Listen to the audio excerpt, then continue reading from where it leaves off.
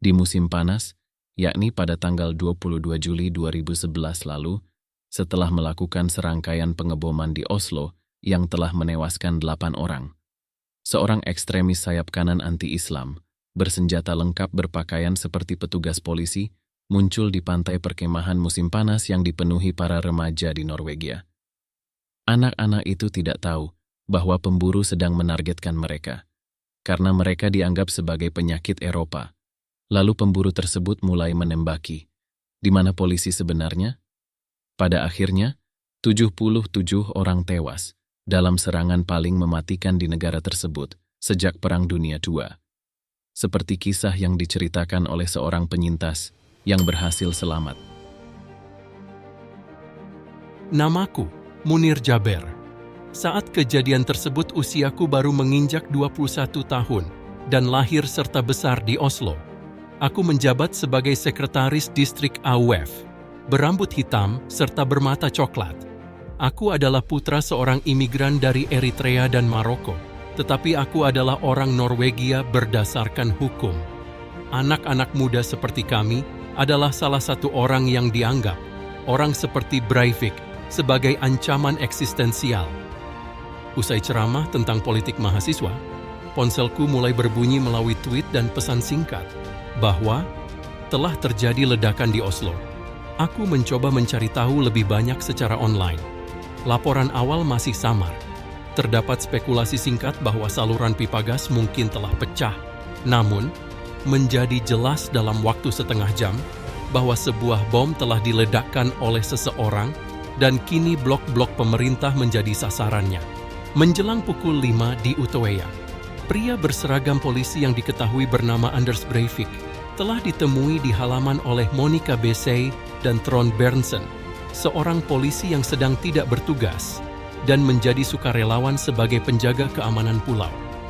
Pria itu menembak Trond di punggung dan kepala, seluruhnya 5 peluru. Dia menembak Monica sekali di belakang dan 2 kali di kepala dengan pistol Glock semi-otomatis 9 mm. Saat penembakan pertama terjadi, anak-anak di Utøya sedang berkumpul di kafetaria untuk rapat.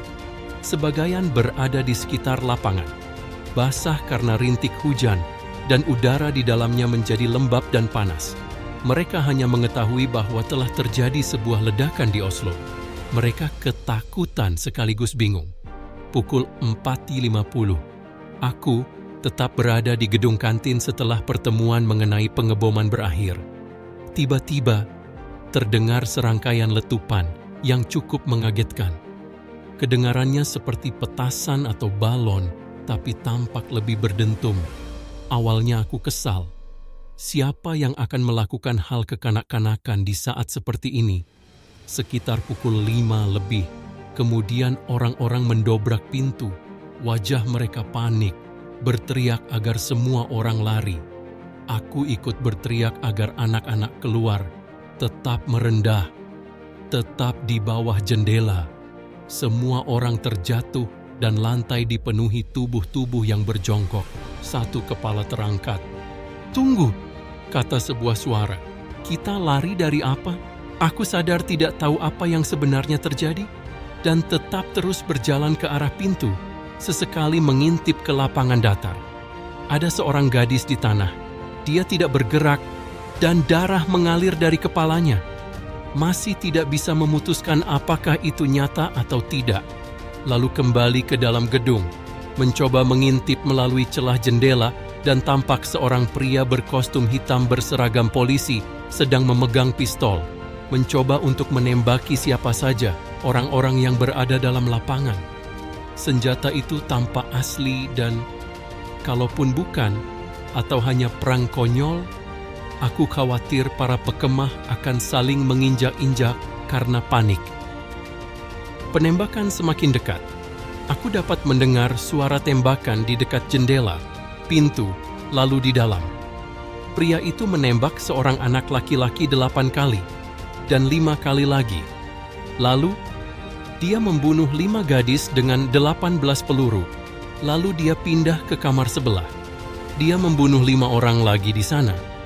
Beberapa anak bahkan tidak bergerak, seolah-olah mereka lumpuh. tapi kebanyakan dari mereka berarian. Aku berlari keluar pintu, sementara pria itu masih memburu dan menembaki siapa saja di dalam gedung. Lalu, dia menuju ke lapangan sepak bola dan kemudian ke arah luar. Untuk diketahui bahwa Utoeya terdapat jalan yang menurun ke arah pantai berbatu terbuka yang disebut Teluk Bolshevik. Tanah basah oleh hujan dan aku terpeleset, terjatuh dan kembali berdiri. Ada orang lain yang membersamaiku, tapi aku hanya memandang menyempit ke arah pantai, menyadari bahwa tidak ada tempat untuk bersembunyi di Teluk Bolshevik. Berenang, berenang, berenang. Kamu tidak bisa bersembunyi di sini, kataku pada diri sendiri. Lalu bergegas melepaskan sepatu dan menanggalkan baju. Tersadar, itu akhirnya membatalkan niatanku karena aku tidak bisa berenang. Hujan terasa dingin menembus di kulit, air danau lebih dingin di kaki. Anak-anak dari distriknya tertinggal, aku merasa bertanggung jawab terhadap keselamatan mereka.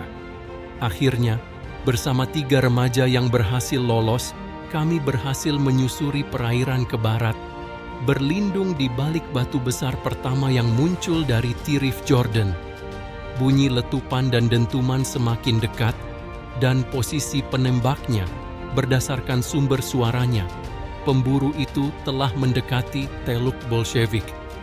Sekarang berada di puncak pantai, lalu bergerak lebih jauh ke barat, menuju jalur pecinta. Kami memutuskan berlari dan istirahat menuju gedung kantin. Aku berada di urutan keempat, di belakang remaja yang lainnya. Kakiku berputar-putar, naas. Saat menuju koridor gedung kantin, penembak melihat kami. Desing peluru panas dimuntahkan ke arah kami. Aku mencoba mendekati tempat terbuka di mana tubuhku tersandung saat turun, dan terjatuh lagi. Salah satu kawanku berbalik, tetapi tidak berhenti. "Munir," teriaknya, "jika kamu ingin hidup, bangunlah dan larilah." Aku terus berlari dan bersembunyi di samping salah satu kabin di depan gedung kantin. Akar pohon telah menusuk dan merobek kulit kakiku sebelah kiri. Darah segar mengucur. Tetesan air hujan jatuh ke dedaunan dan membuat tubuhku semakin menggigil. Jelas tampak terdengar seperti langkah kaki ada yang datang mendekat ke arah kami. Pemburu itu bergerak semakin dalam ke semak duri, namun perlahan, diam-diam, berhenti setiap kali melangkah untuk mengibaskan dedaunan basah dan menyembunyikan jejaknya. Di sudut kabin, aku mencoba membalik sehelai daun, sehingga agar dapat melihat sisi kering dan terangnya.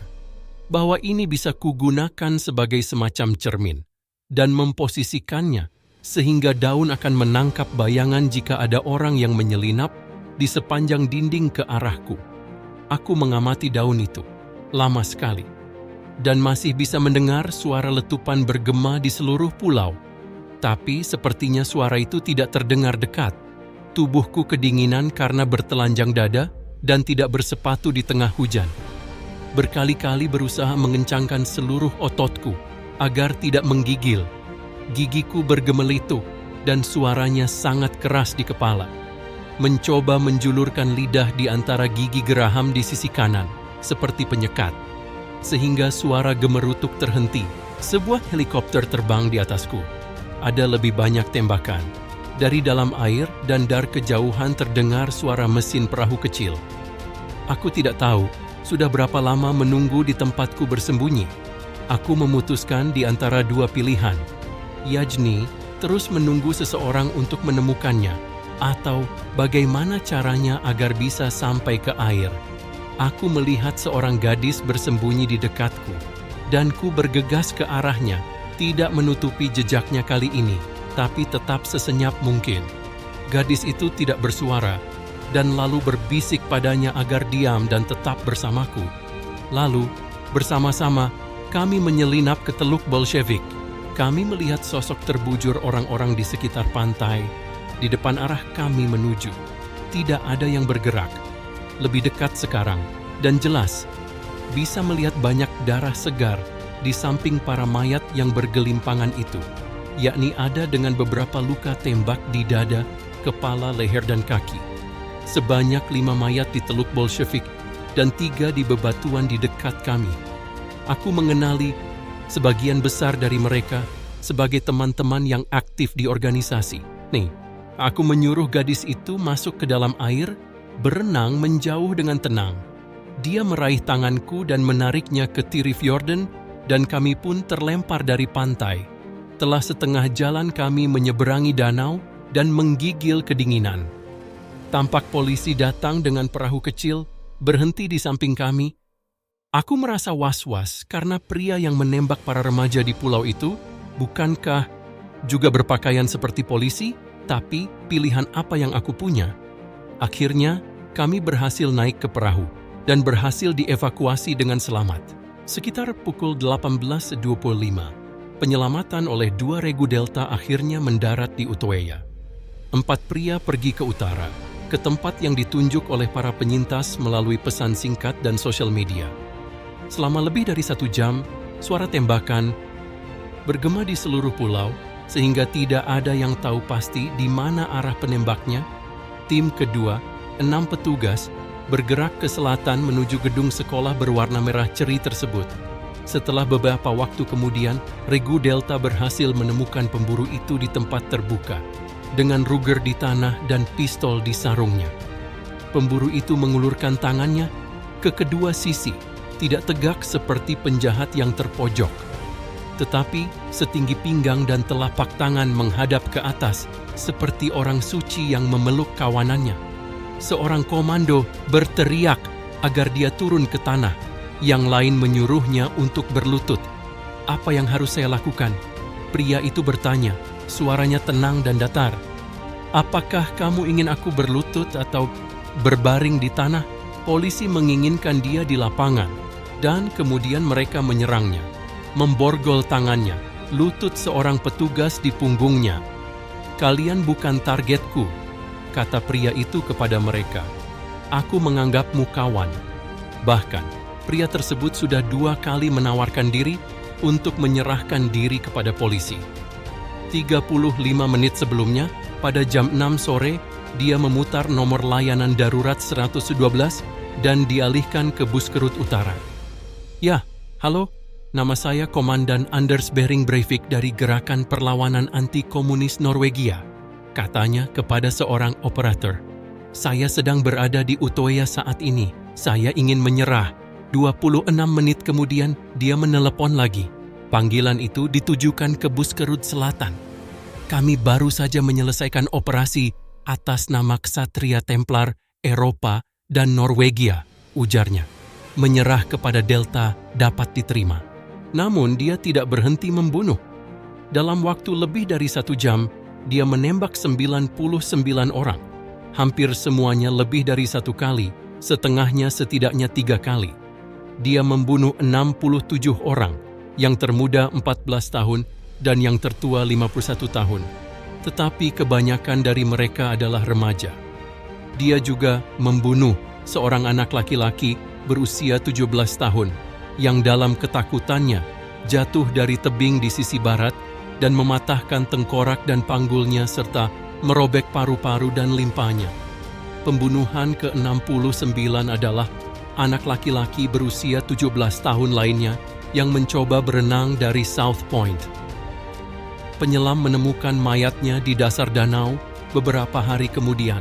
Anders Behring Breivik membunuh 77 orang pada tanggal 22 Juli 2011. Hari paling berdarah di Norwegia sejak Perang Dunia II dan pembunuhan massal terburuk yang dilakukan oleh seorang pria bersenjata dalam sejarah barat modern. Selama persidangannya, Breivik mengaku sebagai seorang ultranasionalis yang membunuh korbannya untuk melawan multikulturalisme di Norwegia, dengan mengatakan bahwa dia bertindak karena keharusan untuk mencegah islamisasi negara tersebut di bawah partai buruh kiri dan tengah yang sedang berkuasa.